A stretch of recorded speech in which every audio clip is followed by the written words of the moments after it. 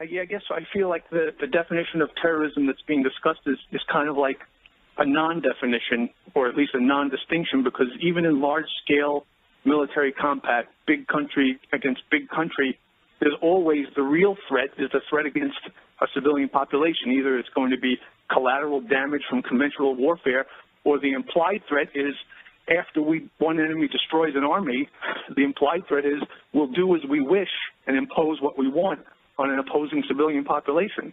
So I'm not really seeing the distinction there. Well, you're perfectly right, the distinction. The terms are not precise, but the terms of political discourse are not precise altogether. In fact, outside of mathematics and part of physics, terms are not really precisely defined. Even in the history of mathematics, they weren't defined until fairly recently. So these terms are loose, as you say, but nevertheless they're useful. There's a difference between terrorism and aggression. And under the category of aggression, sometimes there are actions that should count as terrorism, namely those directed as aimed at intimidating and terrifying and controlling civilian populations by violence or the threat of violence. That's a tactic that can be used within aggression. But aggression is worse than terrorism. Aggression is the dispatch of armed forces to the territory of another country without their request. I mean, that's aggression. It's pretty well defined in international conventions.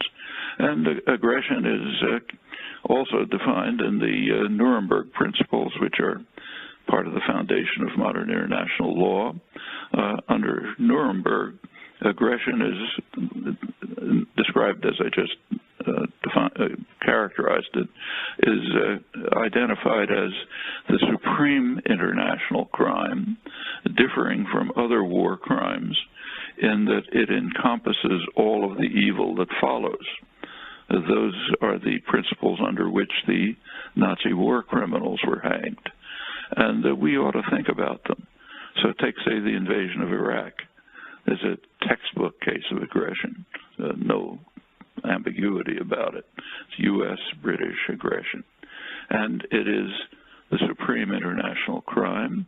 It encompasses all the evil that follows, including, for example, the Sunni-Shia conflicts that had been simmering, but they were really elicited by the aggression, are now tearing the region apart. And it's that's part of the crime of aggression that we carried out. It's interesting to see the way that's discussed. So, for example, a couple of weeks ago, David Brooks in the New York Times had an article in which he argued that the real threat in the Middle East, what we really have to pay attention to, is not just hunger, massacre, and so on, but the spreading Sunni-Shia split, which is tearing the region apart. And there's some merit to that. And then he attributes that to the withdrawal of U.S. forces, or as he puts it, the withdrawal of our moderating influence. That's turning things on their head in a most grotesque fashion. It's the result of our invasion, not our moderating influence. And if we're willing to take seriously the tribunals that hanged Nazi war criminals, as we certainly should, we should ask ourselves, what does that mean for us? But to relate it to the president, I think the context in which David Brooks wrote that article, in a situation like Syria, where the dictator with the army is seen as responsible for most of the killing of 100,000 people who at first tried to rise up peacefully, as in some other Arab Spring countries, there is a liberal internationalist view that the West, or the U.S. in particular, has a responsibility to intervene because no other power can stop the slaughter. Do you find that convincing? Well, first of all, it's a separate point. It was not his point. His point was that it was the withdrawal of our moderating influence that led to the Sunni-Shia conflict. And in fact, it was the opposite. It was our carrying out the supreme international crime that led to it. Turning to Syria, that's a separate question. There is a doctrine of responsibility to protect. It's constantly cited. It's been, you have articles about it in the mainstream press, academic journals, and so on. And it's important to look at it because it's continually misrepresented in Western discourse, crucially misrepresented. There is a doctrine of responsibility to protect. It was approved by the United Nations General Assembly in 2005, and it therefore stands as a respectable principle of proper international behavior. Now, if you read the General Assembly proposals, resolution, what it says is, first, that states have a responsibility to protect their own citizens, and if they fail to do that, the international community has a responsibility to try to mitigate the crime and to do so in accordance with the United Nations Charter, the fundamental, the basis of modern international law. The United Nations Charter, as this resolution repeats, allows intervention under two circumstances. One, if it's authorized by the Security Council of the United Nations. Two, if it's in self-defense against armed attack until the Security Council has a chance to act.